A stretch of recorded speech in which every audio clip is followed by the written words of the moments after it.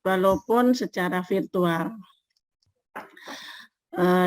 Selanjutnya saya ucapkan juga terima kasih atas kehadiran Bapak Bambang Setiono STMT selaku KA Humas dan Marketing ITAT.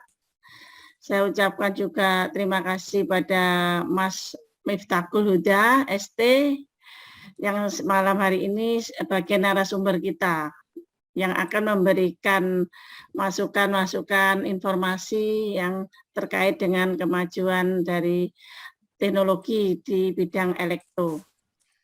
Selanjutnya juga saya ucapkan terima kasih atas kehadiran ini banyak ya Bapak Ibu dosen elektro yang bergabung ikut dalam webinar pada malam hari ini.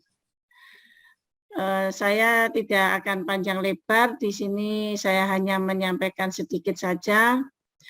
Mudah-mudahan acara pada malam hari ini bisa berjalan lancar dan bisa menambah pengetahuan bagi adik-adik semuanya. Baik dari Maba Elektro dan mungkin dari SMK yang kita undang, bisa juga kita akan bisa menambah wawasan ya. Jadi nanti kita harapkan bahwa alumni-alumni ITAT ini juga akan berkembang di luar dan istilahnya akan berkontribusi di luar sana. Ya. Nah kebetulan narasumber kita ini sedikit saya menyinggung Mas Miftahul Huda ini alumni kita, alumni elektro yang sudah sukses di luar ya. Nanti akan bagaimana trik-triknya supaya Anda nanti bisa sukses seperti beliau. Ya. Begitu saja. Ya saya tambahkan sedikit masalah pelaksanaan webinar. Nah, webinar ini tidak hanya sekali ini, maka kita akan mengadakan rutin setiap bulan.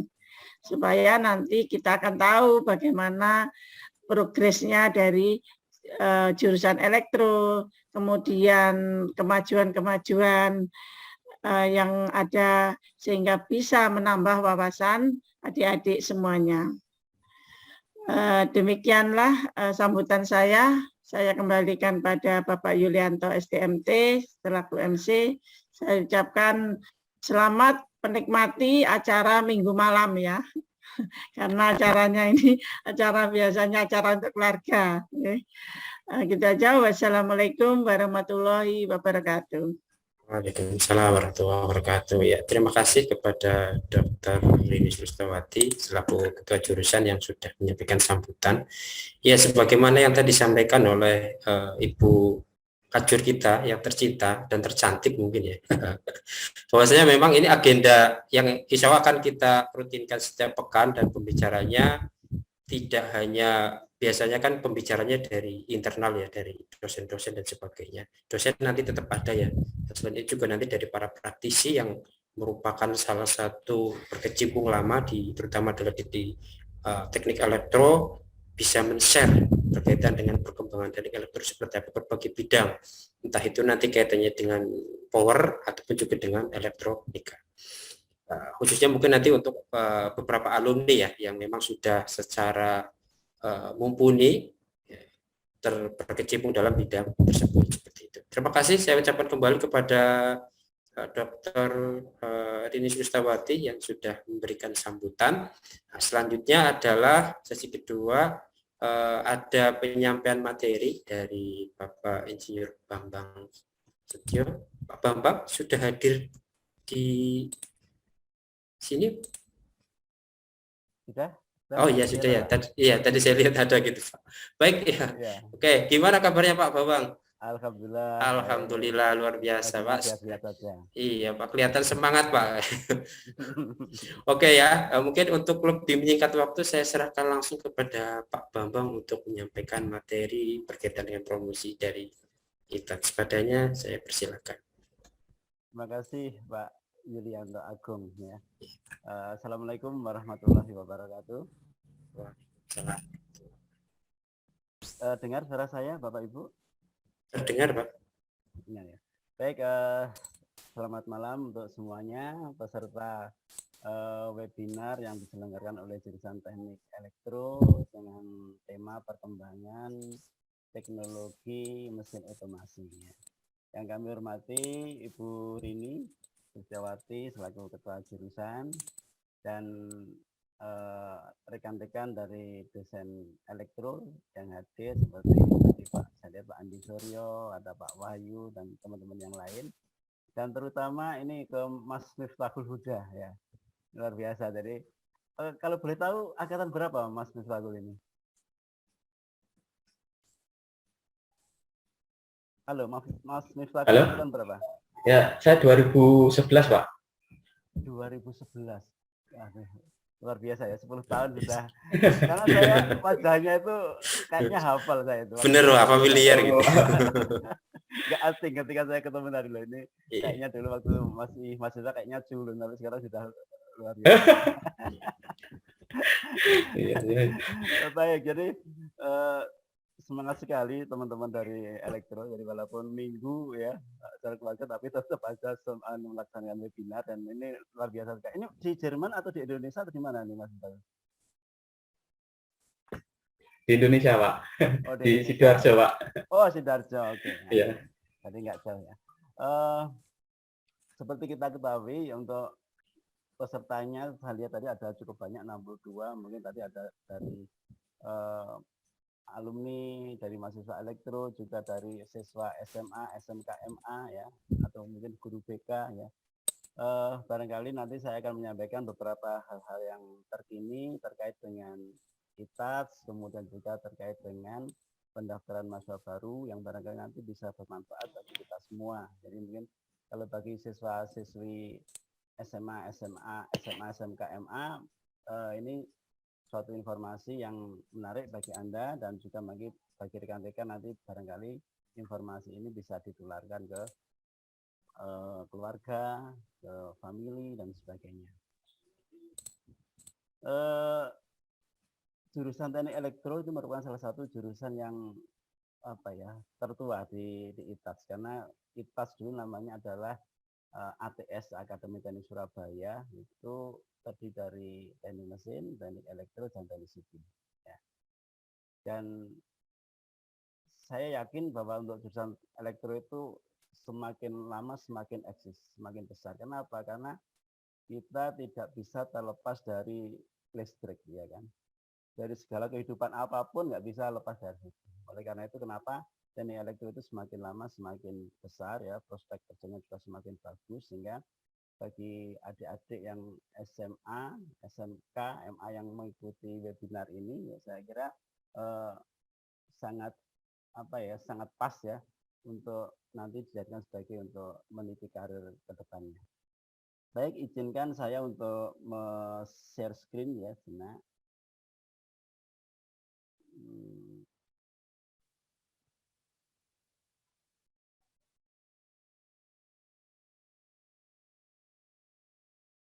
Bisa dilihat Bapak Ibu share screen ini?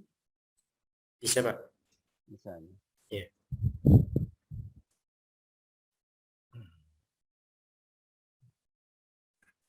Baik, jadi ini adalah kampus ITATS bagi rekan-rekan alumni. Barangkali kalau kangen kampusnya, ini penampakan kampus ya. Jadi kalau juga bagi peserta webinar yang belum tahu ITATS, ini beralamat di Jalan Arif Rahman Hakim. Ya. Nah, tadi yang saya sampaikan bahwa sekitar seminggu yang lalu ya, ITATS itu berhasil mendapatkan anugerah kampus unggul. Untuk kategori peringkat 2 kategori institut. Ya. Untuk di Jawa Timur. Selain itu juga mendapatkan kategori khusus, yaitu berupa implementasi perguruan tinggi yang implementasi SPMI-nya terbaik. SPMI itu adalah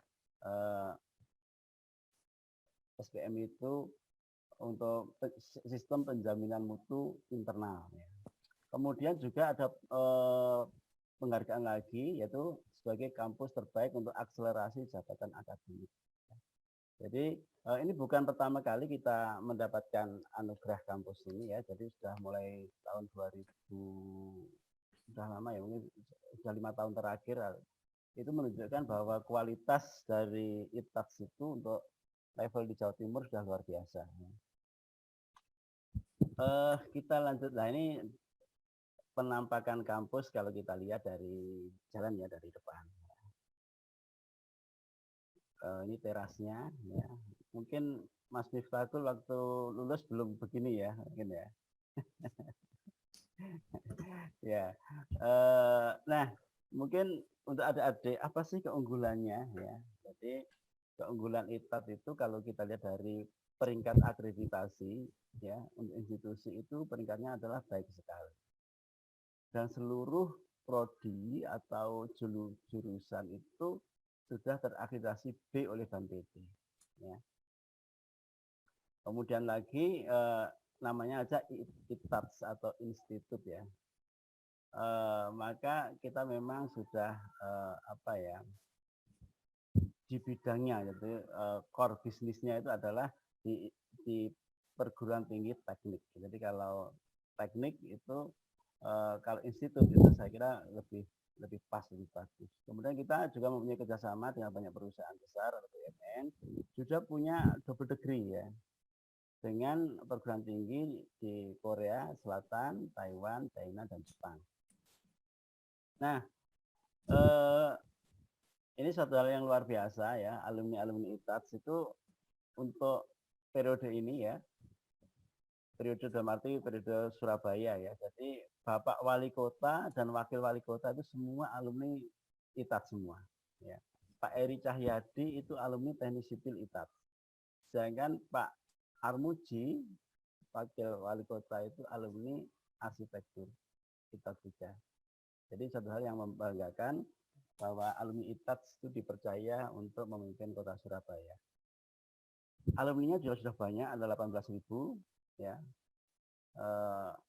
Dan di antaranya yang hadir di malam hari di tengah-tengah kita itu Mas Miftahul Hudan yang luar biasa sekali. Ini salah satu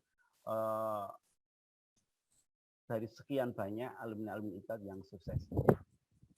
Dan saya mengucapkan terima kasih. Ya, nanti mungkin bisa apa ya, success story ke kita semua ya, sehingga untuk bisa meningkatkan motivasi kita atau kemudian daya tarik siswa-siswi untuk menjadikan ITATS sebagai pilihan untuk meniti karir ke depannya. Kita juga mempunyai pusat karir ya, jadi ITATS punya pusat karir sekarang ya, yang tujuannya untuk membantu mendapatkan atau menciptakan pekerjaan. Nah, kemudian lagi unggulan berikutnya adalah ITATS punya pilihan kelas pagi dan kelas malam atau kelas sore. Ya, di mana untuk kelas malam itu untuk memberikan keleluasaan bagi yang kuliah sambil bekerja atau yang bekerja sambil kuliah. Ya, jadi bisa masuk kelas sore. Di teknik elektro ada pagi, ada sore, ya, ada pagi, ada malam.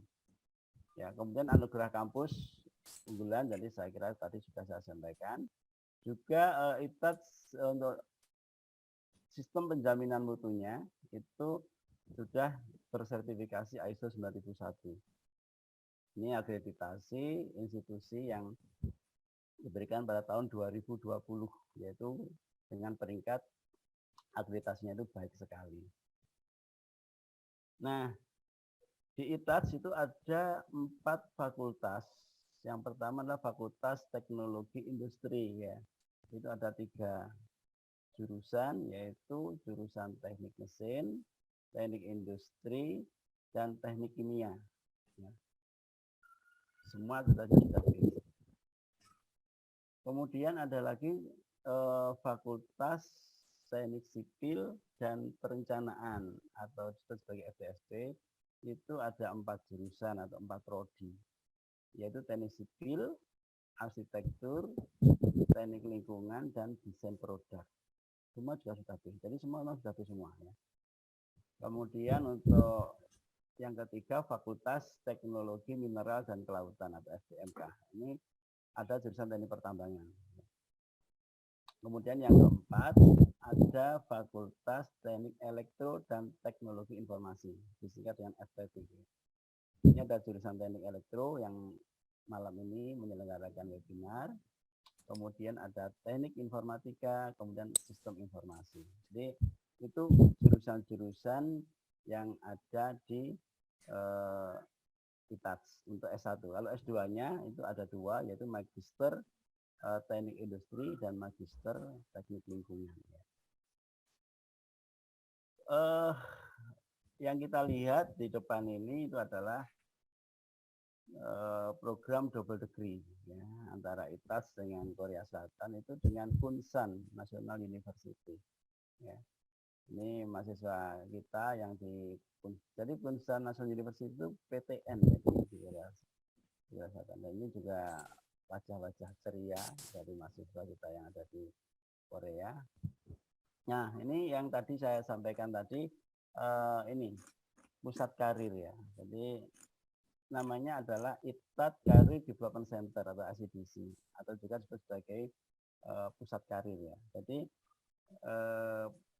perusahaan itu datang ke kampus untuk melakukan rekrutmen, ya, job recruitment. Jadi seperti ini suasananya ya, kalau kita lihat. Ya. Ini langsung wawancara ya. Seperti ini. Kemudian, nah ini contoh beberapa mahasiswa kita yang mendapatkan pekerjaan melalui ini job recruitment di ITAS, yaitu di pusat karir.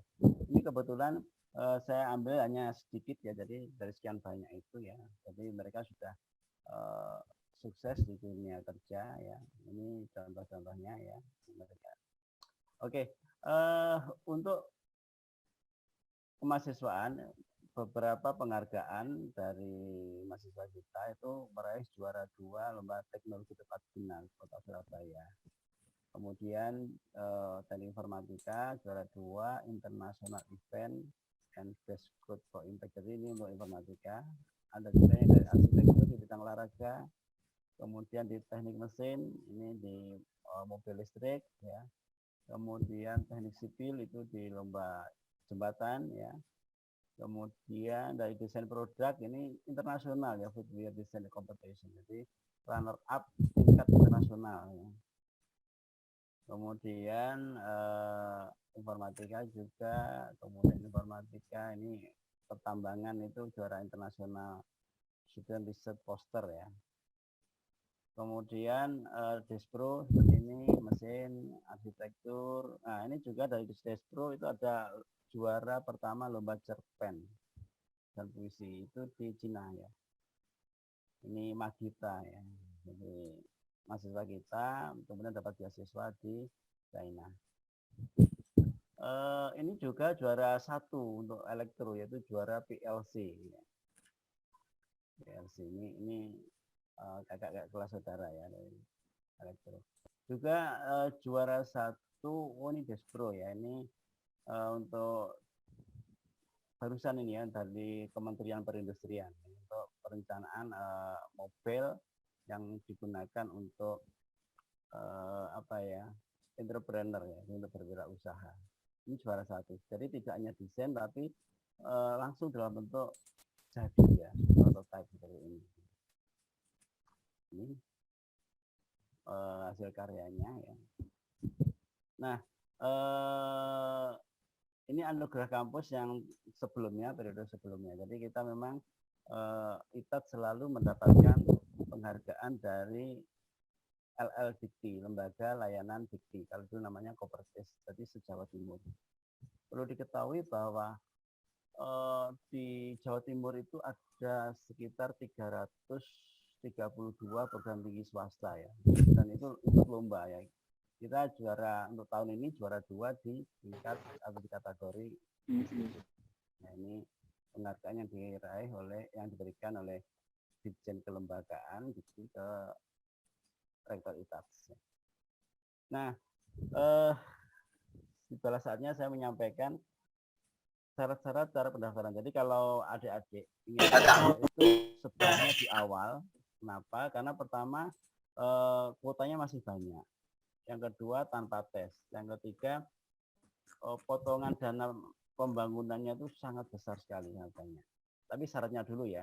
Syaratnya itu bagi adik-adik yang kelas 10-11 itu ya yang kelas 12 ya, itu menggunakan fotokopi rapot kelas 10-11 atau kelas 11 saja nggak apa-apa ya. Tanpa legalisir nggak apa-apa karena ini sifatnya baru sementara.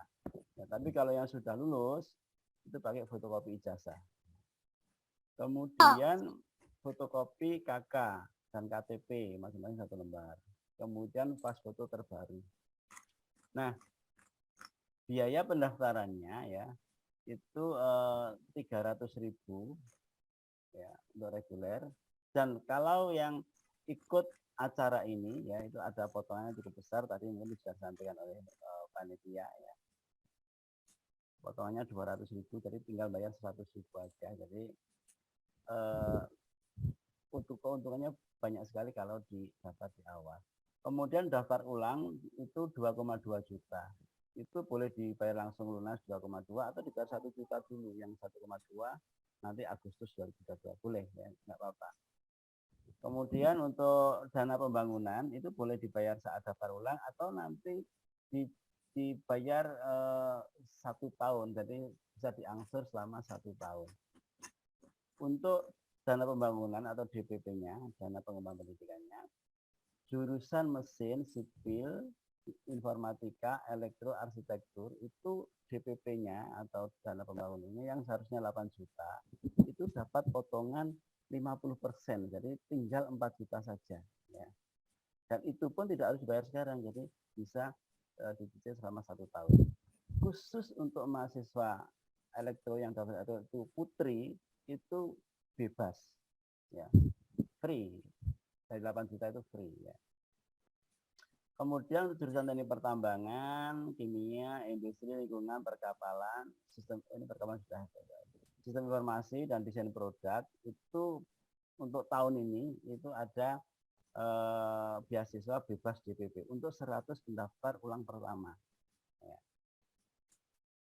Kemudian, nah ini tadi sudah saya sampaikan di awal. Khusus untuk putri yang dapat di teknik mesin dan elektro itu dapat beasiswa bebas dana pembangunan.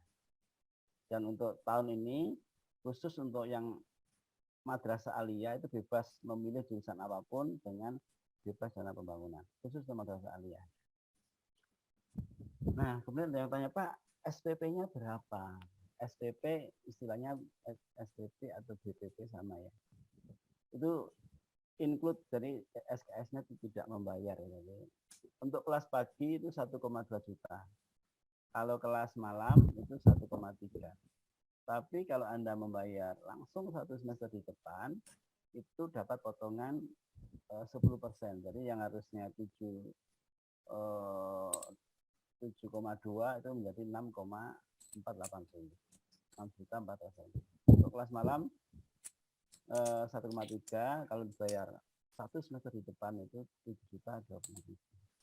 Jadi itu informasi-informasi yang bisa saya sampaikan. Oh iya, Pak, daftarnya gimana caranya?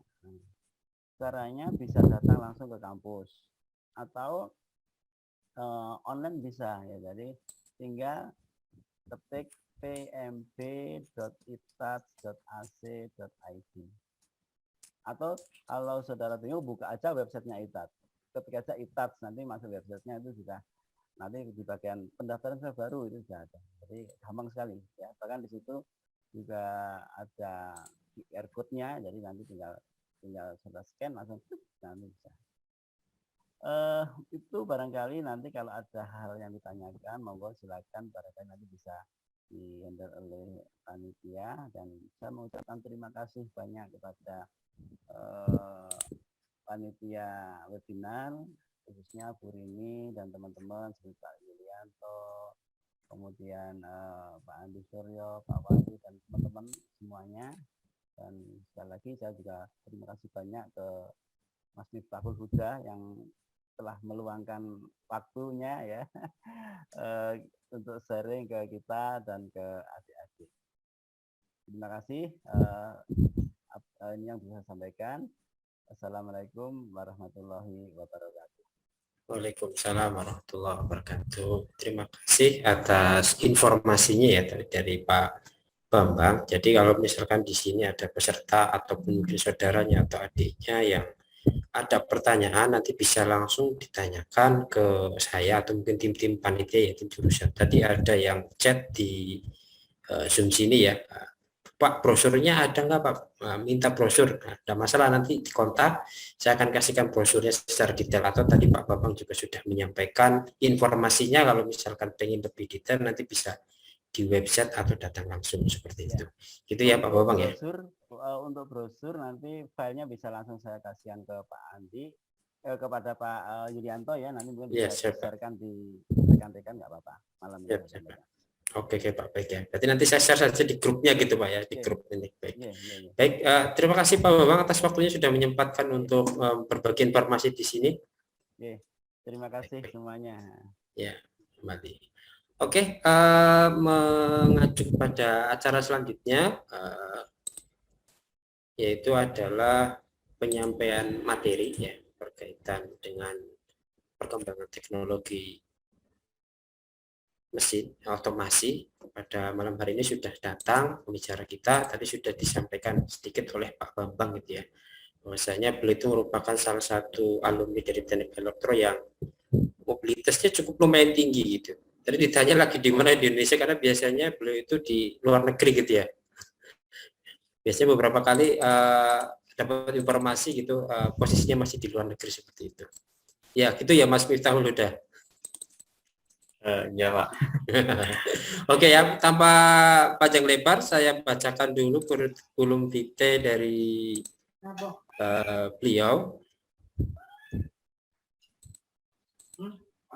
Ya, ini kurikulum vitae-nya. Nama lengkap Miftahul Huda ST, tempat tanggal lahir Tulungagung 3 Oktober 1985, alamatnya ini di Jalan Tentrawasi nomor 17 Desa Bungkudang Sidoarjo.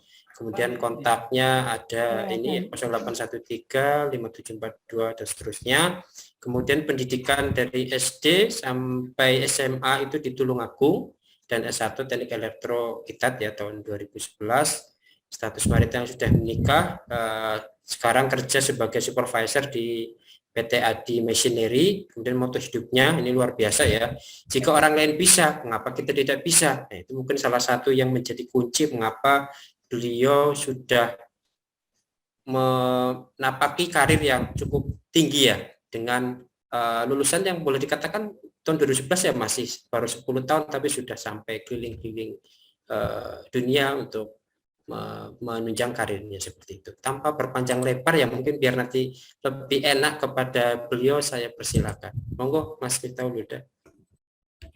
Assalamualaikum warahmatullahi wabarakatuh. Waalaikumsalam warahmatullahi wabarakatuh.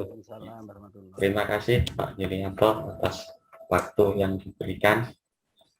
Khususnya saya ucapkan terima kasih pada Bu Rini atas kepercayaannya untuk mengisi salah satu webinar di ITAT.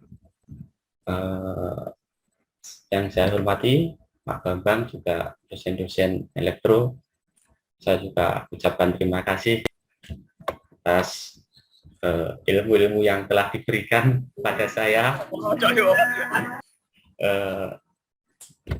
Mengacu pada tema pada malam hari ini untuk perkembangan teknologi mesin otomasi.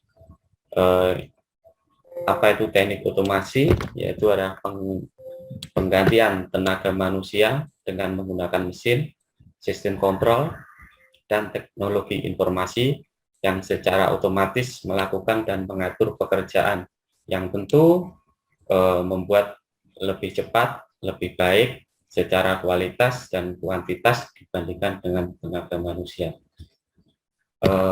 Sedikit cerita ya, pada awalnya otomasi ini dilakukan untuk meningkatkan efisiensi pekerjaan, meningkatkan jumlah produksi, serta mengurangi biaya jasa para pekerja. Tetapi seiring dengan perkembangannya, otomasi ini berubah pada peningkatan kualitas dalam proses pembuatan atau proses produksi perusahaan. Seperti yang kita ketahui bersama, persaingan bisnis semakin ketat, mewajibkan manajemen perusahaan untuk meningkatkan penyediaan produk dan juga layanan yang lebih unggul. Artinya apa? Artinya kita dituntut untuk siap menjadi SDM yang unggul, yang memadai, dan tentu yang belum siap pasti akan tergantikan. Kemudian perkembangan otomasi ini tak lepas dari pengaruh berbagai negara ya, yang menciptakan teknologi yang lebih maju dan modern. Salah satunya Cina. Cina itu merupakan kiblat perkembangan teknologi di Asia ya.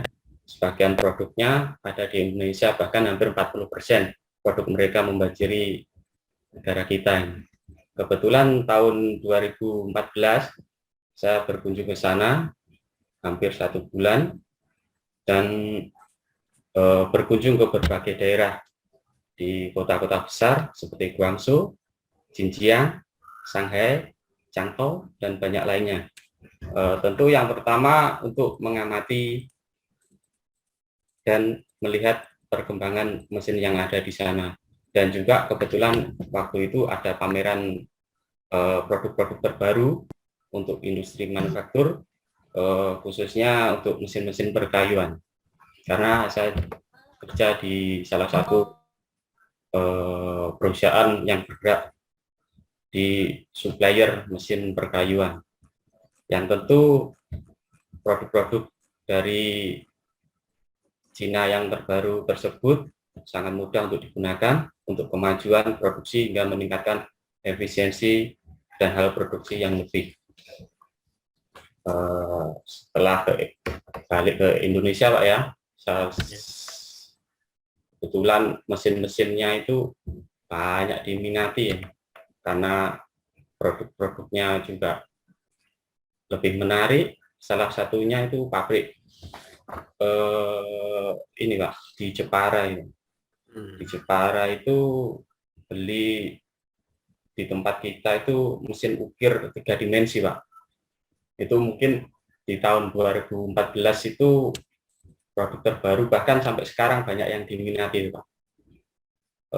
Di sana itu dia menggunakan produknya, terus hasilnya dia bikin produk patung. Nah, di situ saya tanya, Pak, kenapa kok dipahat ulang? Ya itu seolah-olah hasil karyanya itu dibuat manual dengan maksud satu, harganya lebih tinggi, yang kedua waktunya juga lebih cepat ya. Kemudian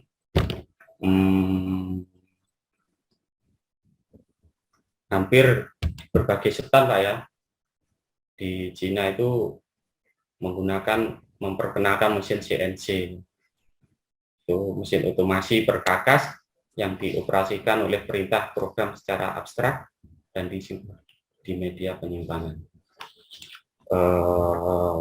Terus untuk penggunaan mesin ukir 3 dimensi itu waktunya kurang lebih hampir sekitar 5 jam. Itu kalau dikerjakan manual bisa sampai 4-7 hari. Itu sangat membantu bagi proses kelangsungan produksi yang ada di negara kita ini Pak. Bicara tentang Cina itu untuk penempatannya sangat strategis Pak ya, untuk toko-toko,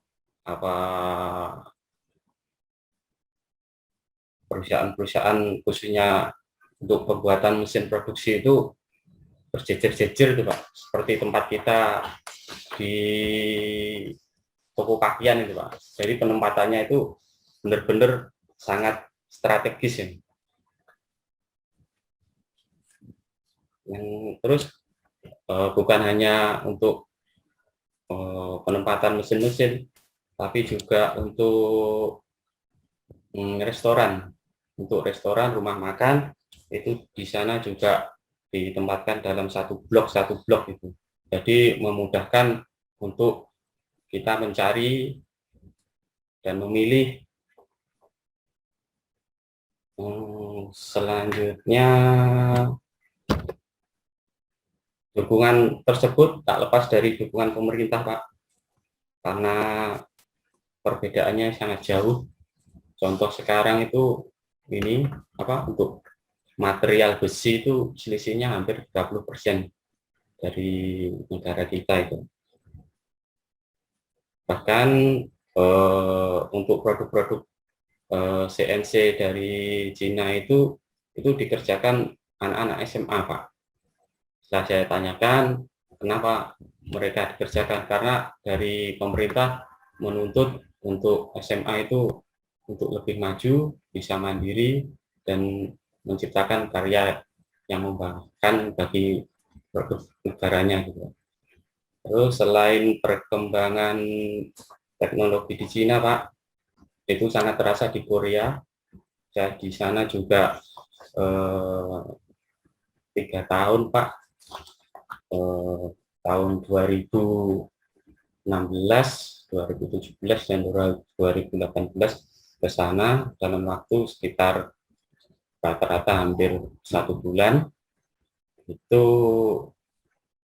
negara tersebut itu sudah menerapkan industri 4.0. Itu nama tren sekarang untuk otomasi pertukaran data dalam pabrik. Istilah ini untuk mencakup internet untuk segalanya. Nah, industri 4.0 ini awalnya berasal dari proyek teknologi canggih di Jerman menggunakan komputerisasi pabrik sehingga menghasilkan pabrik-pabrik yang cerdas. Jadi penggunaan tenaga kerjanya sangat minim. Kenapa Cina sudah menerapkan? Karena yang pertama tentu jumlah penduduk. Jumlah penduduknya sangat menurun, Pak. Tingkat pertumbuhannya sangat rendah. Bahkan di tahun 2020 itu hanya sekitar 307.000. Sedangkan di Indonesia hampir 3 juta lebih. Yang kedua, letak geografis, karena merupakan dataran tinggi dan gunungan, itu memudahkan mereka untuk membangun infrastrukturnya gitu. Tahun 2016 saya ke salah satu pabrik di Incheon di Korea Selatan, itu dengan luas 10 hektar, itu hanya mempekerjakan pegawai sekitar 200 sampai 300 orang. Kalau di tempat kita itu hampir 10.000 orang, Pak. Itu salah satunya di ini Integrate Group, itu yang logonya juga ada di Madura United itu karyawannya juga sangat banyak. Waktu itu kita juga bongkar salah satu mesin di sana, rencananya juga untuk integrasi itu. Mesin-mesin tersebut memang sangat canggih, Pak. Bisa untuk hasil produksinya juga untuk lebih banyak. Terus dalam pabrik tersebut juga untuk dilengkapi fasilitas yang lebih lengkap, ada gym, tempat tidur, kemudian fasilitas hiburan lainnya yang mungkin di tempat kita juga hampir tidak ada kalau pabrik seperti itu. Kemudian jadi pekerja di sana itu sangat benar-benar dimanjakan. Hampir setiap sudut kota di Korea Selatan itu tersambung WiFi dan dapat dipergunakan secara umum.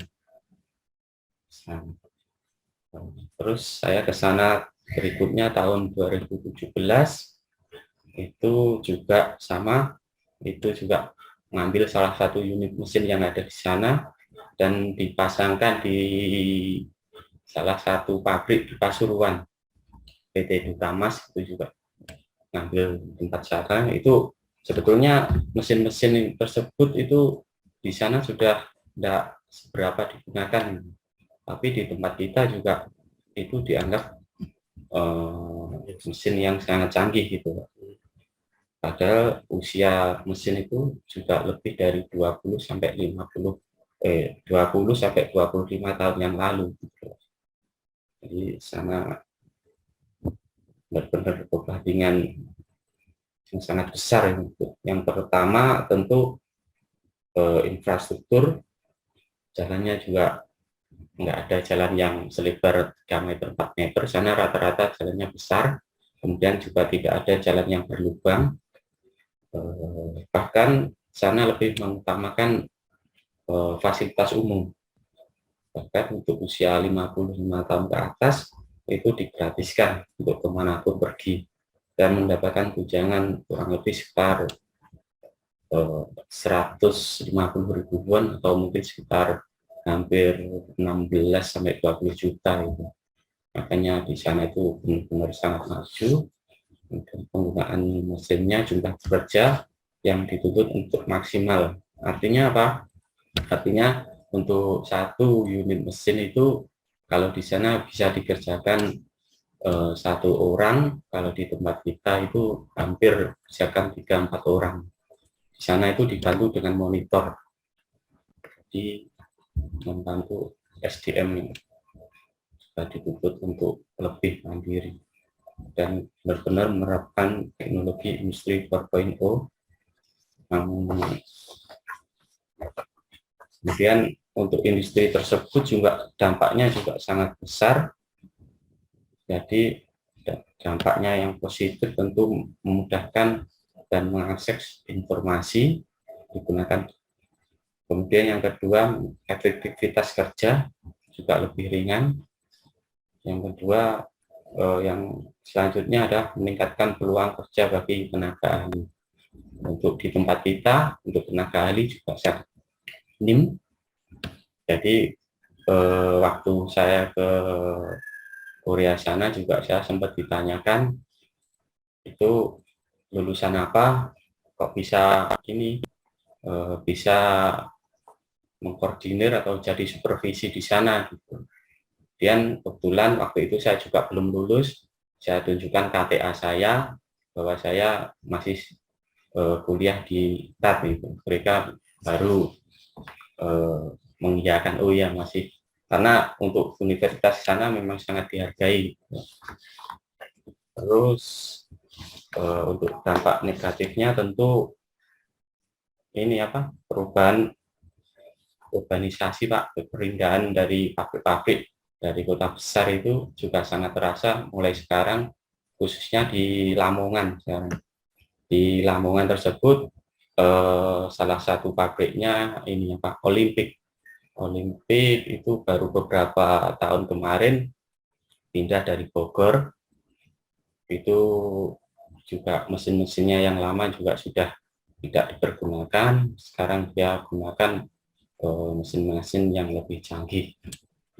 Kemudian selain di Cina dan di Korea, tentu Malaysia Pak ya, saya juga pernah ke sana tahun 2017, itu juga hampir sama Pak ya, itu Malaysia di sana itu mirip-mirip dengan Indonesia. Jadi untuk teknologinya juga nggak terlalu wah gitu istilahnya. Dan juga di sana saya ngambil 1 unit mesin Pak yang digunakan untuk salah satu pabrik di Sidoarjo itu, PT Sinar Baja Elektrik. Saya juga kenal sama ini apa, CEO ownernya itu Pak. Jadi dia gunakan mesin-mesin yang sekiranya masih sangat dibutuhkan di sini. Mungkin itu sedikit yang saya bisa sampaikan. Terima kasih Pak Lianto. Oh iya, baik. Mungkin ada file yang mau di-share atau gimana mungkin Mas Vito Luda, atau memang penyampaian saja langsung seperti itu? Ini penyampaian langsung, jadi Oke, ya baik, nggak masalah ya. Sedikit Berarti terbata-bata. iya, nggak masalah. Berarti yang saya tangkap memang biasanya kalau dari pengalaman itu kan lebih menjiwai dalam menyampaikannya. Saya tadi beberapa mendengarkan yang sampaikan Miftahul Huda itu kayak semacam saya diajak ke Korea sama Cina seperti itu. Iya. Oke, mungkin sebelum bertanya dari peserta ya, ada sedikit pertanyaan dari saya. Kan mau tidak mau juga dan tidak bisa dipungkiri juga dari berbagai macam industri di Indonesia atau khususnya bahkan Jawa Timur itu ya produk paling banyak itu dari Cina, Korea gitu ya, beberapa Jepang mungkin seperti itu. Nah, kira-kira ini kebetulan ada beberapa peserta dari SMK dan juga ada peserta juga dari mahasiswa. Dengan berbagai macam tipe mesin, khususnya untuk otomasi yang Mas Miftahul Huda pernah alami, kira-kira skill apa yang memang harus ditingkatkan dari mahasiswa atau mungkin dari SDM Indonesia, karena mau tidak mau itu kan mesin tersebut kan pasti ke depan perlu namanya maintenance, perlu tahu berkaitan dengan prinsip dasar kerjanya dan lain sebagainya. Tadi mungkin sudah sedikit disampaikan CNC gitu ya, sampaikan gitu ya. Nah, mungkin ada salah satu sangkut pautnya juga mungkin di mata kuliah elektro yang kaitannya dengan CNC seperti itu. Nah, gimana itu menurut kita? Kira-kira skill apa yang perlu ditingkatkan untuk teman-teman? Tentu CNC itu kan berhubungan dengan program Pak ya. Jadi kalau nggak salah kemarin semester 6 saya di ITAS sudah diajarkan untuk pemrograman PLC, juga ada SCADA di sana, kemudian lanjut ke HMI. Di sana juga ini waktu di Korea itu saya tunjukkan KTM saya itu benar-benar. Jadi ini salah satu pengalaman menarik ya bagi saya ya. Kebetulan bawa KTM juga, itu juga di sana bongkar-bongkar mesin kan harus menunjukkan identitas yang jelas gitu loh Pak kalau di sana Pak. Beda kalau di Malaysia gitu. Di Korea sana saya tunjukkan bahwa saya jurusan teknik elektro, itu diperkenankan untuk buka kabel gitu. Untuk dekat dengan panel mesin itu baru diperkenankan gitu loh Pak. Nah, itu kejadian yang sangat menarik bagi saya. Ya, untuk pertanyaan Bapak ya mungkin PLC yang paling penting Pak ya untuk skill, karena nanti berhubungan dengan HMI juga. Terus untuk ke depan juga hampir setiap pabrik, setiap perusahaan itu sangat membutuhkan. Itu semester 6 sudah diajarkan Pak. Ya. Terima kasih. Oke, itu ya. Berarti memang saya kira pengalaman ya. Suara saya terdengar? Masih terdengar? Ya. Oke ya, baik. Ya, itu sedikit inilah clue mungkin ya dari yang disampaikan oleh Mas Miftahul Huda kaitannya dengan pengalaman beliau seperti itu. Ini ada pertanyaan, saya buka sesi pertanyaan langsung saja ya mungkin ya. Dari kalau ada yang bertanya mungkin nanti bisa raise hand atau bisa chat di dalam Zoom ini. Saya membacakan dulu, ini ada pertanyaan ya dari Adi Prayogo.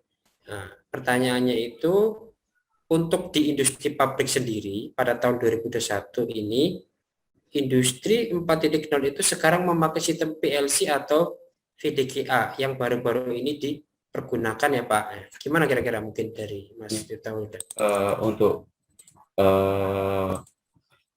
Indonesia sendiri Pak ya, itu juga masih sangat belum untuk menerapkan industri 4.0 ini, karena juga yang pertama tentu Indonesia masih banyak sekali jumlah penduduk Pak. Itu sangat mempengaruhi sekali, karena kalau jumlah penduduknya sedikit otomatis mereka akan berusaha sebisanya, terus dengan kemampuan yang dimiliki sekarang masih sangat kurang itu Pak untuk penggunaan mesin 4.0 ini Pak. Intinya untuk penggunaan 4.0 untuk Indonesia sekarang masih belum Pak ya, karena banyaknya jumlah penduduk yang pertama, yang kedua skill tentu masih belum Pak untuk memadai. Yang selanjutnya untuk industri sekarang memakai sistem masih PLC Pak, masih PLC, soalnya PLC juga sekarang sudah bisa dikomunikasikan dengan berbagai macam HMI dan lain sebagainya gitu Pak. Kalau untuk penerapan internet juga masih belum sekarang Pak. Ya, berarti memang kalau disangkut pautkan dengan otomasi mesin ya tidak jauh beda tidak jauh ini ya berbicara kaitannya dengan PLC memang yang dipelajari di kampus seperti itu. Dan ini tadi saya juga lupa ya menyampaikan ini Mas Miftah Huda itu luar biasa, itu belum lulus tapi sudah keliling gitu, berarti sudah kerja udah keliling. Itu luar biasa sekali tadi. Saya lupa menyampaikan di awal seperti itu menjadi motivasi bagi kita semua ya peserta, saya juga sebagainya. Artinya skill yang diterima pada saat kuliah itu cukup membantu pada khususnya adalah kaitannya untuk di dunia kerja seperti itu. Sehingga dengan salah satunya dengan acara seperti ini kan paling tidak ada gambaran oh ternyata pada saat di dunia kerja itu lebih banyak membahas salah satunya adalah kaitan dengan otomasi, khususnya adalah masalah PLC dan sebagainya. Dan mungkin perlu dikatakan juga ini ya Mas Miftah Huda ya, produk Cina, Korea dan sebagainya kan memang ya saya akui cukup banyak sekali ya, dari mulai yang utuh mesinnya sampai dengan komponennya. Misalkan berbicara masalah PLC aja, kalau dulu masih mengandalkan PLC Eropa, kalau Asia paling Jepang kiblatnya, tapi sekarang cukup banyak sekali yang dari Cina sama Korea itu, termasuk untuk yang sistem-sistem komputer seperti itu. Oke, ini ada pertanyaan lagi nih masih dari Mas Adi Prayogo ya. Silakan nanti kalau ada yang bertanya raise hand atau chat ya, ketik chat tidak masalah. Tanya lagi. Ini kaitannya dengan IoT ya, dengan IoT di dalam Industri 4.0 sudah menggunakan atau mengaplikasikan sistem IoT. Nah, ini pertanyaannya mungkin Mas Miftah Huda. Ini benar sekali Pak ya, karena IoT ini internet untuk segalanya ya, Internet of Things. Ini salah satu pilar utama revolusi industri 4.0. Salah satu contohnya mampu ini juga salah satu contoh itu sudah ada beberapa yang penggunaan penggunaan sistem untuk mematikan lampu di pagi hari gitu Pak. Salah satu otomatis itu penggunaan solar cell itu juga sudah banyak sekarang.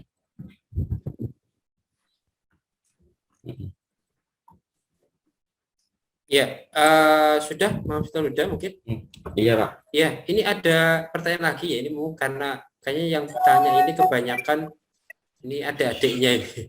Ini dari Alifian Rizky Suba. Nah, pokoknya itulah ya, Arif Rizky saya panggil Rizky. Ini minta saran kalau misalkan bekerja di PLN, ini KLR atau di Sub, lulus kuliah sebaiknya saya mengambil elektronik atau tenaga. Ini curhat berarti ya. Artinya gini, memang kaitannya tadi ya dengan pertanyaan awal saya sih. Kita nanti kebanyakan mahasiswa di sini kan nanti galaunya adalah mau masuk LK atau mau masuk sistem tenaga. Kalau misalkan orientasinya adalah dunia kerja. Nah, menurut Mas Miftah Huda seperti apa kira-kira? Menurut saya gini Pak, untuk perkuliahan kan juga nanti di sana kita dipertemukan beberapa teman Pak ya, beberapa teman yang nanti juga memberi pengaruh besar terhadap perkembangan karir Pak ya. Jadi waktu dulu itu kita ada kumpul-kumpul ya, satu teman gitu, misalkan ada pekerjaan di sana, oh kita ada pekerjaan di sana, jadi nanti bisa dikerjakan sama-sama. Kemudian ada yang curhat seperti itu tadi, itu nanti bisa diputuskan nanti kalau dia sudah kuliah di ITAT nanti juga ketemu teman-temannya gitu Pak.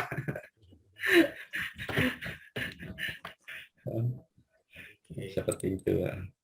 Kalau dari sisi ini sendiri pengalaman mungkin Mas Miftah Huda, kira-kira prospek kerja yang paling banyak itu di dunia LK, elektronika atau power kira-kira?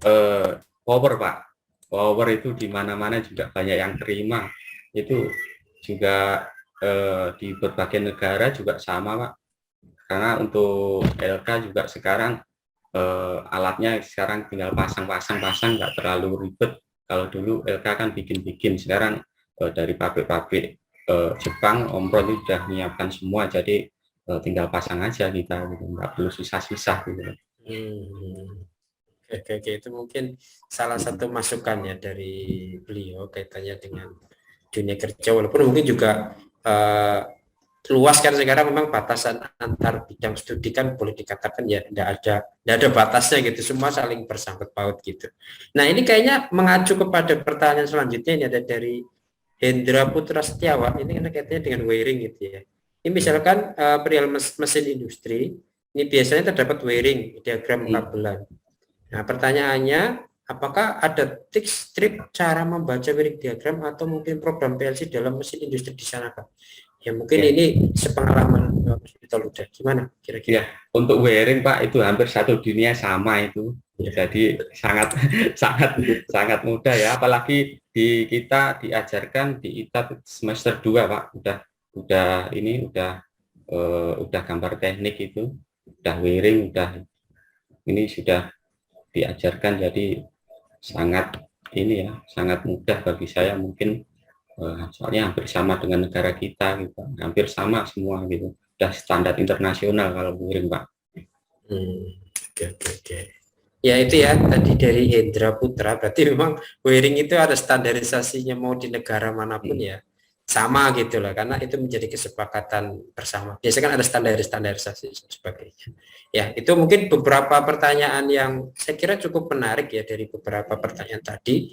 Saya buka mungkin sesi selanjutnya, kalau ada pertanyaan lagi silakan mau raise hand atau ini ya chat, silakan ketik chat di sini, mumpung di sini ada Mas Miftah Huda, bisa gabung dan bisa diskusi bareng di sini, terutama mungkin juga dari peserta, kalau misalkan ada peserta dari SMK kemudian ataupun mungkin ini ya sekolah menengah atas, bisa menyampaikan beberapa pertanyaan di sini, karena tadi juga sudah disinggung kaitannya dengan tadi siswa SMA atau SMK di Cina itu sudah ngurusinnya itu PLC gitu. Kalau di sini kita kan baru pada saat kuliah baru ya kita sudah fokus intens ke PLC gitu. Mungkin juga artinya terjadi gap lah antara di luar dengan di Indonesia seperti itu. Artinya kalau misalkan mau lebih ya mau tidak mau adalah melanjutkan studinya di SMA itu sendiri. Itu berbeda ketika yang lainnya gitu.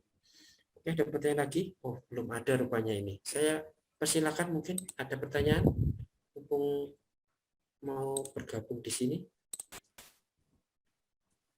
Ya, ada? Ya, kalau nggak ada mungkin ini ya dari saya pribadi ya, karena saya juga dulu ya kurang lebih banyak itu berkecimpung dengan dunia otomasi seperti itu. Produknya juga produk ini ya, produk ya Asia Pasifik gitulah gitu. Yang jadi pertanyaan itu biasanya dari beberapa ini kan pelaku itu kan kualitas mesin ya. Ini mungkin juga nanti kaitannya juga dengan user lah, pengguna, dalam hal ini mungkin para engineer dan lain sebagainya kan biasanya itu sudah termindset bahwa kualitas produk, oke lah katakan misalkan Cina atau mungkin Taiwan itu tidak lebih bagus dengan produk misalkan Eropa, atau mungkin kalau Asia biasanya Jepang kan kiblatnya. Ini menurut Miftahul Huda yang selama ini pengalamannya sudah hampir 10 tahun ini gimana, kan paling kita sudah membandingkan produknya Korea dengan Cina dan sebaliknya gitu. Untuk produk sendiri di Cina Pak ya, kapan hari kan saya juga pernah ke sana, itu dia itu bisa bikin satu unit mesin harganya bisa menyesuaikan. Artinya mesin itu sama, cuma dalam segi kualitas, dalam segi bahan dia bisa kurangi gitu loh Pak, menyesuaikan dengan budget dari pembeli gitu Pak, misalnya seperti itu. Dia juga bisa bikin produk yang canggih gitu Pak ya, sangat bagus. Bahkan ada 2 unit mesin di dunia sekarang, salah satunya di PT Sumber Mas Indah Daud yang di Gresik itu, dia itu bikin mesin sangat canggih itu untuk pembuatan plywood atau triplek, itu sekali keluar itu bisa 100 lembar. Nah, itu sangat bagus itu dengan harga yang sangat tinggi gitu Pak. Jadi intinya untuk produk-produk Cina itu harganya bisa menyesuaikan, semakin tinggi harganya juga kualitasnya semakin baik. Bahkan di sana itu kita bisa untuk bikin brand atau merek sesuai yang kita mau gitu loh Pak ya. Karena juga pemerintahnya juga mengizinkan gitu Pak. Berarti custom gitu ya mesinnya. Betul. Ya sesuai pesanan. luar biasa. Betul, betul. Oke, luar biasa itu jawaban. Kemudian tadi ada yang resen. Oh, Pak Wahyu, monggo Pak Wahyu. Monggo silakan ini Pak Wahyu ini. Monggo Pak Wahyu.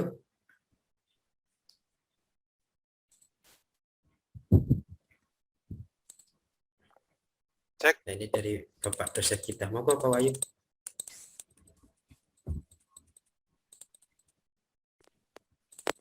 Masuk Pak, suaranya masuk. Cek. Pak Yul? Iya. Iya, masuk Pak suaranya. Oh iya, maaf. Assalamualaikum Mas Miftah. Waalaikumsalam Pak. Ini Pak Iya. Wahyu ini salah satu pembimbing saya ini waktu yudisium ini. Gimana kabarnya? Alhamdulillah Pak, baik. Terima kasih mau hadir. Iya, saya excited begitu lihat, ini Mas Miftah ini perlu dihadiri ini. Jadi mungkin sedikit buat teman-teman mahasiswa, mungkin kemudian mungkin kalau ada teman-teman dari SMK, jadi Mas Miftah ini kalau menurut saya ini salah satu mahasiswa yang istimewa gitu ya. Jadi makanya sampai Pak Bambang tadi hafal gitu ya. Jadi memang kuliahnya agak lama, tetapi lamanya bukan karena macam-macam, tapi karena ditinggal bekerja ya Mas ya, begitu ya, betul, dari Pak. pengalaman ya. Iya, ini Mas terkait dengan pengalaman yang sudah dilakukan. Mungkin ini ada pertanyaan yang mungkin dibutuhkan dengan ada di kelas atau kemungkinan dari siswa-siswi SMK gitu ya. Yang pertama itu pertanyaan saya itu kira-kira soft skill apa yang dibutuhkan untuk bisa seperti kemampuan Mas Miftah gitu ya. Soft skillnya seperti apa? Kemudian yang kedua, kira-kira materi-materi apa di mata kuliah di teknik elektro khususnya yang memang itu sangat membantu sekali pada saat Mas Miftah itu bekerja sesuai dengan bidang yang sekarang. Nah, mungkin itu saja yang saya sampaikan. Nanti mungkin bisa diceritakan, Mas. Terima kasih, Mas Miftah. Sukses selalu. Terima kasih Pak Wahyu. Monggo Pak Miftah. Ya, terima kasih Pak Wahyu atas pertanyaannya. Untuk pertanyaan yang pertama, tentu skill yang dibutuhkan itu di industri sekarang ini tidak terlalu banyak Pak, cukup bisa ngerakit start delta, bolak-balik, sama PLC itu sudah cukup. Dan apalagi di ITAT juga sudah diajarkan, itu sudah mulai semester 4 sampai 6 itu juga mulai diajarkan, sama di sana juga ada praktek secara langsung. Jadi skill-skill tersebut sangat dibutuhkan. Yang kedua, mata kuliah apa? Tentu yang pertama PLC sekarang juga sangat dibutuhkan. Yang kedua teknik gambar. Di sana juga ada SCADA program otomasi Pak ya, untuk satu tempat gitu ya, istilahnya seperti itu. Kemudian ada yang paling penting karakteristik Pak dari mahasiswa. Di sana juga ada, kalau nggak salah dosennya Zul ya, pendidikan karakter itu juga penting, itu membangun jati diri kita seperti apa, maunya seperti apa. Dan hampir semua mata kuliah tersebut juga sangat membantu bagi saya, karena saya juga bekerja sambil kuliah itu juga agak susah Pak, jadi waktunya juga kemarin lama. Tapi alhamdulillah saya lulus dengan predikat ya cukup baik, alhamdulillah. Ya, terima kasih Pak. Iya Mas, tambahan lagi Mas. Mas Miftah itu kan kalau dari ceritanya tadi ke luar negeri itu kan langsung berangkat gitu, ketemu orang gitu. Terus kemudian lebih seringnya sendiri atau berdua dengan teman yang lain? Kebetulan kemarin itu nggak terlalu banyak orang ya, cukup 2 orang, satu sama owner, sama bos, yang kedua sama anaknya juga gitu. Jadi di sana kita cuma pertama lihat-lihat, kemudian kira-kira produk apa yang bisa masuk untuk perkembangan industri di Indonesia gitu aja, Pak. Pernah sendiri Mas berangkat ke Korea, ke Guangzhou gitu? 2 orang, Pak, karena untuk komunikasi juga di Oke. sana kan juga agak susah gitu. Untuk yang di Korea itu lebih banyak orang gitu ya, hampir 5 orang juga ngambil tenaga kerja yang ada di sana. Jadi kebetulan juga ada teman dari SMK dulu yang ada di sana, yang tiap hari Jumat, Sabtu, Minggu dia libur, jadi kita bisa ngambil tenaga kerja sana, jadi dengan biaya yang lebih murah itu, Pak. Iya, iya. Enggak, maksud saya maksudnya kalau sudah di sana itu berarti kan mulai dari kemampuan kita berkomunikasi, presentasi, terus kemudian diskusi dengan orang lain. Nah, hal-hal kayak gitu berarti sangat diperlukan ya. Nah, seperti itu, Mas. Iya tentu, Pak, karena komunikasi itu yang utama untuk menunjang karir, karena kita juga diajarkan untuk yang komunikasi yang baik terhadap sesama dan terhadap dosen seperti apa gitu, Pak ya, karena juga di mata kuliah juga ada itu penerapannya seperti apa gitu.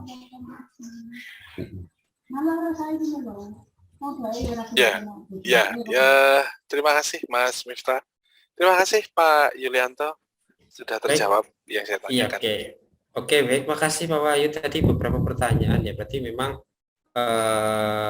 tadi dari pertanyaan Pak Wahyu itu kan menyimpulkan bahwasanya memang untuk bisa sehebat seperti Mas Miftahul itu kan butuh skill yang tidak hanya ini ya di perkuliahan, tetapi bagaimana komunikasi ke orang kan ya, apalagi mungkin pertama kali ya keluar ketemu orang lain dengan budaya berbeda, kalau misalkan tidak mempunyai skill dan mental pastinya itu kan bukan sesuatu yang hal mudah gitu ya Mas Miftahul ya. Ya, nah, karena punya mental dan skill itulah ya bisa melalui semuanya seperti itu. Oke, ini mungkin pertanyaan terakhir, kalau masih ada silakan raise hand atau nanti ini ya klik chat itu. Ini ada pertanyaan dari Ibu Kajur kita yang tercinta itu Bu Rini. Monggo Bu Rini. Terima kasih. Terima kasih Mas Miftahul. Saya ini cuman hanya mengharapkan masukan atau arahan bagaimana mahasiswa kita supaya termotivasi. Kan meskipun tadi Mas Miftahul menceritakan karena kesibukan memang terlambat, tetapi bagaimana strateginya agar mahasiswa itu meskipun sekarang mungkin kerja, kemudian nanti ya kalau yang mahasiswa pagi itu belum kerja, mungkin ngambil setelah semester 4 ngambil kerja, nah tetap bisa lulus gitu loh. Jangan sampai DO. Nah, ini strateginya bagaimana? Ini untuk memotivasi adik-adik kita gitu, Mas. Monggo Mas Miftahul. Ya, terima kasih Bu. Tentu yang pertama niat Bu ya. Niat itu juga sangat penting. Niat yang utama itu kita bisa lulus di ITAT. Yang kedua tentu juga dorongan dan dukungan dari orang tua itu juga sangat membantu. Terus yang selanjutnya untuk bisa tetap lulus tentu juga ada motivasi Pak Ibu, karena juga di ITAT juga untuk lulus juga kayaknya agak susah gitu Pak ya. Yang pertama karena dengan berbagai materi dan mata kuliah yang juga sangat benar dibutuhkan. Jadi kalau memang benar-benar untuk adik-adik ingin lulus, diniatkan dari awal bahwa jangan sampai putus di tengah jalan, karena putus di tengah jalan itu sangat berat Bu. Dengan yang pertama tentu biayanya juga menghabiskan biaya yang banyak, yang kedua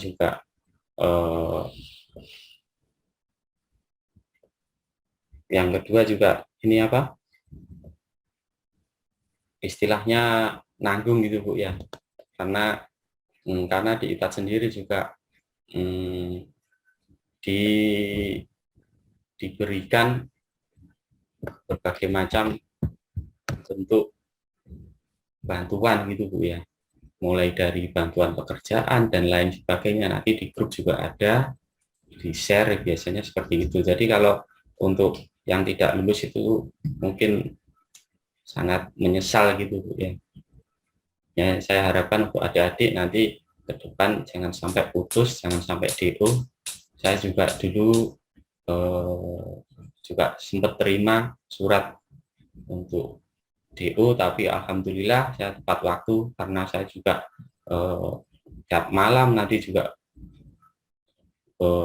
berhubungan dengan teman-teman gitu Bu ya. Jadi nanti teman-teman pasti bisa bantu gitu ya, kalau kita ada kesulitan atau apa gitu. Juga Bu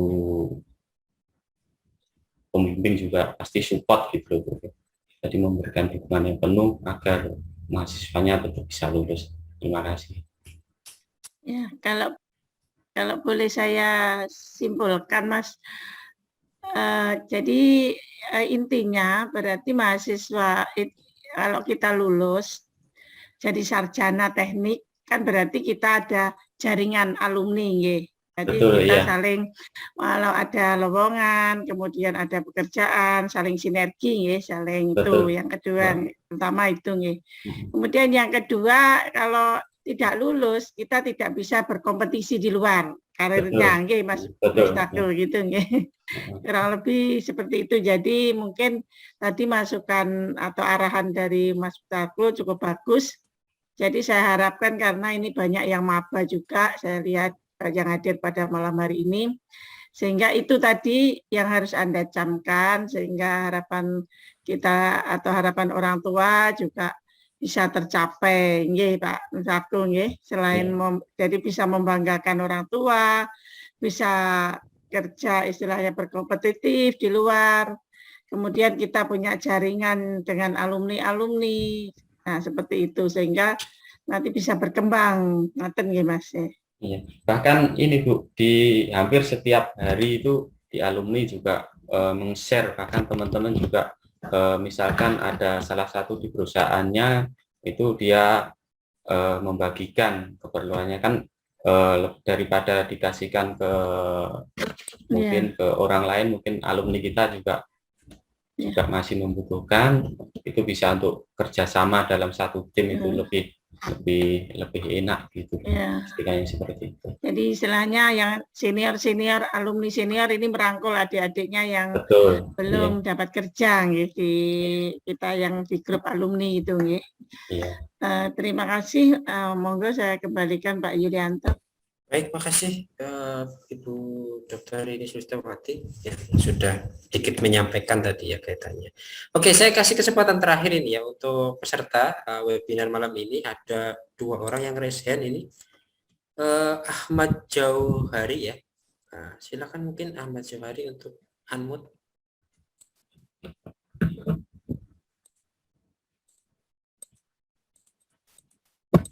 Silakan.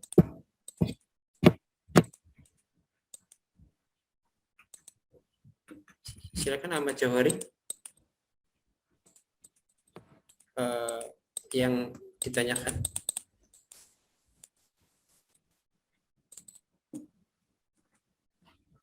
Silakan Ahmad Jauhari, ini kepencet atau gimana nih? Tadi Ahmad Jauhari ini mencet raise hand itu. Kepencet ya kayaknya ini ya. Ahmad Jauhari. Oh ya, kepencet ini berarti ya.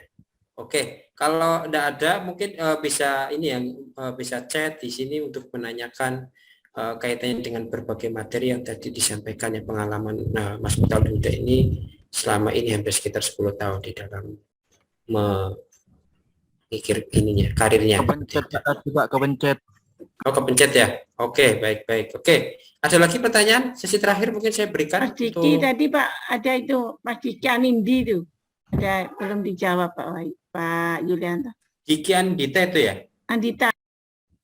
Oh, oke, ada Diki Andita. Ini pertanyaannya, setelah lulus di ITAS, apakah banyak yang diserap di tenaga kerja Indonesia atau luar negeri? Karena jurusan elektro ini sangat dibutuhkan oleh industri. Nah, mungkin tadi sedikit disinggung oleh Mas Miftahul Huda ya, bahwasanya memang di jurusan punya grup alumni kumpulan, memang biasanya itu men-share berbagai informasi berkaitan dengan lowongan kerja seperti itu. Biasanya nanti dari pihak jurusan itu mempost di media sosial ataupun di website-nya seperti itu. Tapi mungkin kalau misalkan ada yang mau disampaikan lagi oleh Mas Miftahul Huda, kaitannya ini kan punya Miftahul Huda kan punya teman-temannya ini, biasanya kan sering diskusi dan lain sebagainya, paling tidak ada gambaran untuk alumni itu seperti apa yang selama ini dialami dari teman-temannya Miftahul Huda. Silakan Mas Miftahul Huda. Oh ya, untuk alumni sendiri ya, teman-teman juga sekarang sudah hampir 100% kerja semua. Alhamdulillah. Kemudian kemarin juga alumni 2011 kemarin juga ini Pak, kita juga adakan bikin satu organisasi dulu Pak ya. Jadi kita kumpul-kumpul, kita ketemu, kita ngomong-ngomong, kira-kira ada pekerjaan apa gitu ya. Nanti kita kerjakan bersama gitu loh Pak. Jadi itu lumayan itu juga sangat membantu Pak, apalagi kita dari desa gitu ya, kan butuh biaya yang tinggi untuk di kota gitu. Jadi seperti itu. Jadi yang pertama tentu jangan sampai putus komunikasi dengan teman-teman, karena di situ juga banyak peluang-peluang yang diciptakan bersama gitu Pak. Itu. Oke, baik ya, itu beberapa informasi lah kitanya. Memang hampir sebagian besar ini dari alumni sudah ini ya sudah mendapatkan pekerjaan semuanya, ada yang di luar, ada yang di dalam. Karena memang benar peluang elektro itu kapanpun itu pasti akan dibutuhkan selama masih ada listrik, dan listrik itu salah satu dari sumber ya energi lah yang sampai sekarang bahkan ke depan tidak akan pernah habis. Yang berbeda hanya gimana cara memperolehnya saja. Oke, ada pertanyaan lagi enggak? Sudah hampir banyak pertanyaan ya tadi, diskusi banyak kaitannya dengan apa yang disampaikan oleh Saudara Miftahul Huda. Kalau tidak ada pertanyaan, yang terakhir adalah ada closing statement mungkin dari Mas Miftahul Huda berkaitan dengan materi yang disampaikan. Silakan, semangat untuk adik-adiknya atau mungkin peserta yang lain di sini. Ya, terima kasih sebelumnya Pak Yulianto diberikan kesempatan untuk sedikit berbicara, karena saya juga menempuh kuliah di ITAS juga cukup lama, kemudian juga semangat juga dukungan dari orang tua juga sangat tinggi, bahkan dari perusahaan juga memberikan jaminan gitu Pak ya, kalau kita sudah lulus gitu. Seperti itu. Untuk adik-adik saya harapkan untuk bisa menempuh perkuliahan di ITAT, tentu karena yang pertama materi perkuliahan juga sangat menjanjikan untuk dunia industri ke depan. Yang kedua juga dosen-dosennya Pak, dosen-dosennya hampir seperti keluarga Pak. Dosen pembimbing itu ini, terima kasih. Kemudian Pak Odi juga itu saya sangat ingat betul Pak Odi. Saya ucapkan terima kasih Pak Odi. Jadi untuk adik-adik saya harapkan untuk tetap semangat untuk bisa berkuliah di ITAT, karena mata perkuliahannya juga benar-benar sangat mendukung. Setelah lulus juga dikasih wadah. Jadi nanti misalkan belum kerja atau belum bisa menghasilkan gitu, nanti di grup juga ada. Terima kasih. Oke, itu ya closing statement dari Mas Miftahul Huda. Terima kasih atas waktu yang diberikan ya oleh Mas Miftahul Huda sehingga bisa diskusi bareng di sini, dan saya kira tadi banyak informasi yang cukup menarik ya, dan banyak sekali yang memang nanti bisa dijadikan referensi bagi para peserta pada webinar malam hari ini. Seperti itu. Mungkin di lain sesi kita bisa diskusi bareng lagi ya dengan Mr. Luda di luar forum seperti itu, biar lebih asik kaitannya dengan diskusi pengalaman beliau seperti itu. Oke, itu mungkin yang disampaikan. Untuk selanjutnya adalah link absensi sudah di-share ya. Ini absensi tidak bisa. Oke, nanti dari panitia sedang setting untuk agar absensi tersebut bisa diakses ya. Sesi terakhir ini adalah sesi untuk pembagian door prize ya. Ada sedikit hadiah dari kita. Nah, ini hadiah ini akan diberikan kepada peserta yang bisa menjawab pertanyaan. Mungkin ada pertanyaan dari Mas Vital sudah yang bisa disampaikan adiknya? Pertanyaan Ya, dari saya, apa ya Pak ya? Silakan.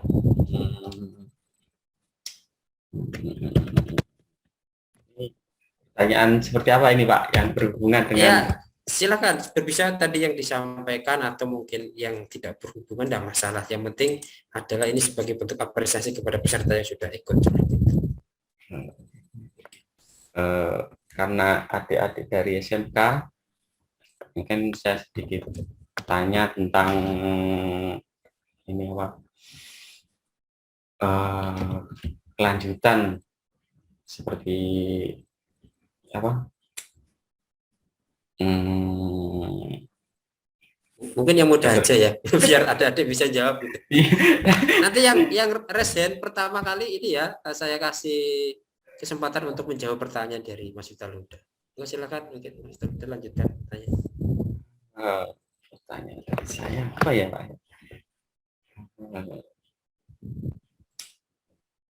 Yang mudah saja mungkin. Nomor teleponnya berapa gitu. Oh gitu. Iya, nggak usah.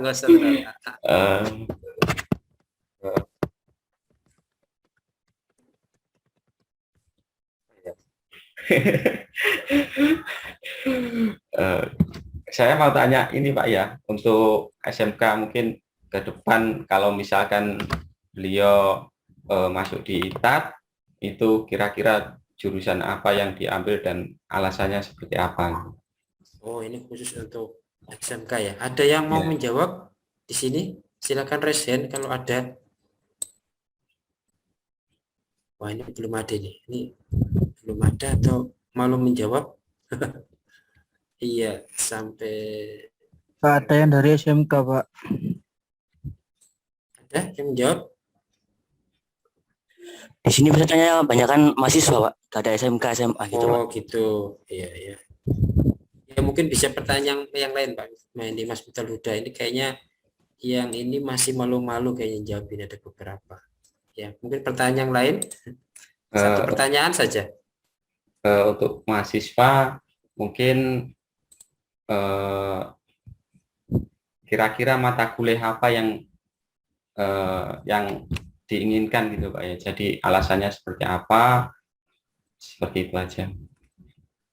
Oke, tadi pertanyaan mata kuliah yang diinginkan gitu Misalnya Luda ya. Oke, ada yang mau sangat diharapkan. Yang sangat diharapkan gitu. Ada pertanyaan? Ada yang mau jawab? Mungkin silakan. Silakan raise hand ya. Kalau ada yang menjawab. Oh, nggak ada, ini kayaknya nggak ada yang butuh hadiah. Bisa ditulis, Pak. Tanyanya, Pak. Bisa ditulis. Bisa ditulis, Pak. Oh, enggak ada reply ya. Tadi saya di jalan, nggak dengar, Pak. Ya, nggak ada reply ya. Tadi ditanya. Oke, kalau memang nggak ada, gini aja ya, Mas Vital Luda, mungkin dari sekian tadi ada 3 pertanyaan. Kira-kira pertanyaan yang menarik menurut Mas Vital Luda siapa? Ada dari Hendra Putra 1. Tadi kaitannya dengan wiring. Ada dari Adi Prayogo. Kaitannya dengan industri 4.0, ada Alif Fian Rizky berkaitannya dengan tadi elektronika atau tenaga. Itu Pak yang tanya 4.0 itu Pak, kelihatannya dia 4.0. lebih untuk ke depan dia juga pandangannya juga lebih luas gitu Pak ya, karena ya untuk perkembangan saat ini mahasiswa kan juga perlu untuk perkembangan 4.0 itu. Kayak Adi Oke ya. Prayogo gitu Pak ya. Oke, baik ya. Adi Prayogo, nanti silakan ketik nomor teleponnya di dalam chat.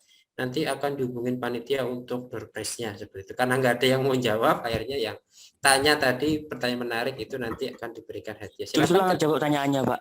Maaf, Pak. ketik. Tulis ulang aja.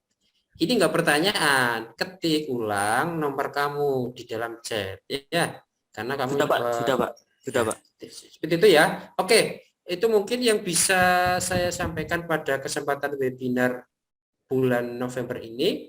Jangan lupa nanti pada bulan Desember ada webinar lagi series yang rencananya nanti akan menampilkan, menyajikan materi-materi terkini kaitannya dengan bidang teknik elektro, dan materi tersebut merupakan materi yang akan dibutuhkan di dunia kerja.